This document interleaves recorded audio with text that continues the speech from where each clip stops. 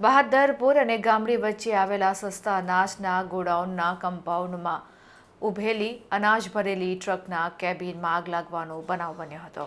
નવોદય સ્કૂલની બાજુમાં સસ્તા અનાજના ગોડાઉનમાં માલ ભરીને આવેલી ટ્રકમાં અચાનક આગ લાગતા અફરાતફરી મચી ગઈ હતી, જેને લઈને લોકટોળા જોવા માટે ઉમટી પડ્યા હતા.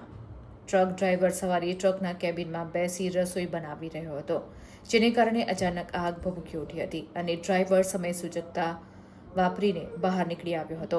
આ આગની જાણ બહાદરપુર એપીએમસી પ્રમુખ ભૌમિકભાઈ દેસાઈને કરાતા તત્કાલ બહાદરપુર સંખેડા એપીએમસીના ફાયર બ્રિગેડ ઘટના સ્થળ ઉપર આવી પહોંચ્યો હતો અને ફાયર બ્રિગેડે ઘટના સ્થળે પહોંચીને ભારે જહેમત બાદ સળગતી ટ્રકના કેબિનમાં લાગેલી આગને કાબૂમાં લીધી હતી.